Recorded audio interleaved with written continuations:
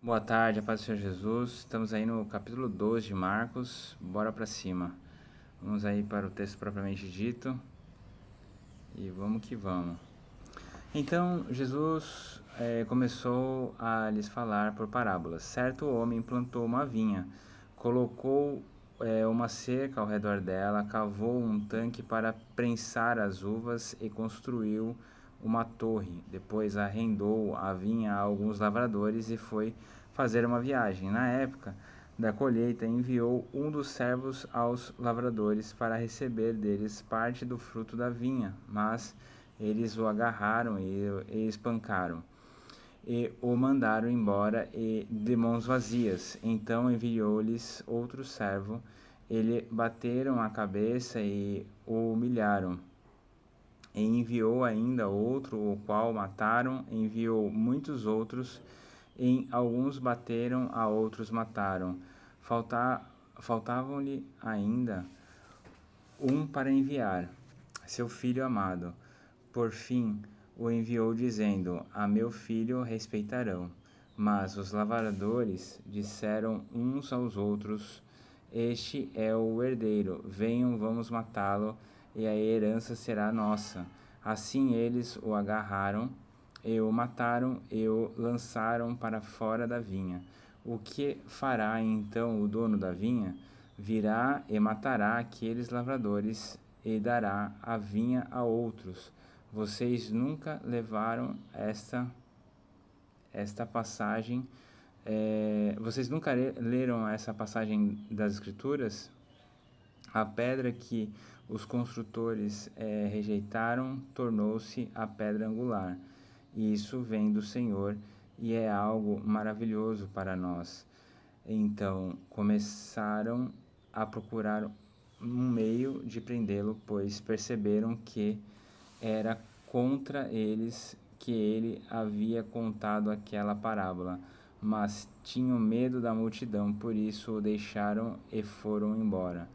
Mais tarde enviaram a Jesus alguns dos fariseus e herodianos para o apanharem em alguma coisa que ele dissesse. Estes se aproximaram, se aproximaram dele e disseram: Mestre, sabemos que és íntegro e que não te deixas influenciar por ninguém, porque não te prendes à aparência dos homens, mas ensinas o caminho de Deus conforme a verdade. É certo pagar imposto a César ou não?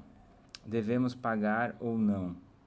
Mas Jesus, percebendo a hipocrisia deles, perguntou: Por que vocês estão me pondo à prova?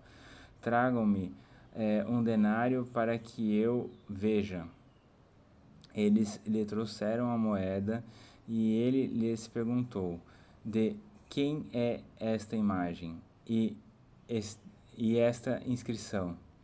De César, responderam eles. Então Jesus lhes disse: Deem a César o que é de César e a Deus o que é de Deus. E ficaram admirados com ele. Depois dos saduceus, que dizem que não há ressurreição, aproximaram-se dele com a seguinte questão: Mestre, Moisés nos deixou escritos que se o irmão de um homem morrer, deixar a mulher sem filhos, este deverá casar-se com a viúva e ter filhos para seu irmão.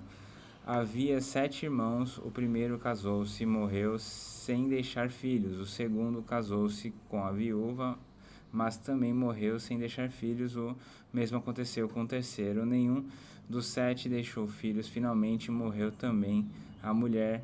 Na ressurreição de quem ela será esposa, visto que os 7 foram casados com ela? Jesus respondeu: Vocês estão enganados, pois não conhecem as Escrituras nem o poder de Deus. Quando os mortos ressuscitam, não se casam nem são dados em casamento, mas são como os anjos dos céus. Quanto à ressurreição dos mortos, vocês não leram no livro de Moisés, no relato da sarça como Deus lhe disse: Eu sou o Deus de Abraão, o Deus de Isaque e o Deus de Jacó. Ele não é Deus de mortos, mas de vivos. Vocês estão muito enganados. Um dos mestres da lei aproximou-se e os ouviu discutindo, notando que Jesus lhes dera uma boa resposta, perguntou-lhe: De todos os mandamentos, qual é o mais importante? Respondeu Jesus: O mais importante é este: Ouve, ó Israel, o Senhor do nosso Deus, o Senhor é o único Senhor. Ame o Senhor, o seu Deus, de todo o seu coração e de toda a sua alma, de todo o seu entendimento e de todas as suas forças. Segundo é este: ame ao seu próximo como a si mesmo.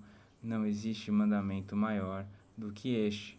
Muito bem, mestre, disse o homem, está certo ao dizeres que Deus é o único, que não existe outro além dele.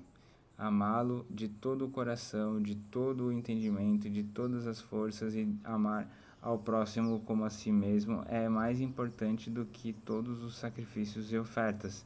Vendo que ele tinha respondido sabiamente, Jesus lhe disse: Você não está longe do reino de Deus. Daí por diante, ninguém mais ousava lhe fazer perguntas. Ensinando no templo, Jesus perguntou: Como os mestres da lei dizem que o Cristo é o filho de Davi? O próprio Davi, falando pelo Espírito Santo, disse: O Senhor disse ao meu Senhor: Senta-se à minha direita, até que eu ponha os teus inimigos diante de teus pés. O próprio Davi o chama Senhor. Como pode então ser ele o seu filho? E a grande multidão o ouvia com prazer. Ao ensinar, Jesus dizia: Cuidado com os mestres da lei. Eles fazem questão de andar com roupas especiais, de receber saudações nas praças e de ocupar os lugares mais importantes nas sinagogas e os lugares de honra dos banquetes. Eles devorarão as casas das viúvas e, para disfarçar, fazem longas orações. Estes receberão condenação mais severa. Jesus sentou-se em frente do lugar onde eram colocadas as contribuições e observava a multidão colocando o dinheiro nas caixas de ofertas.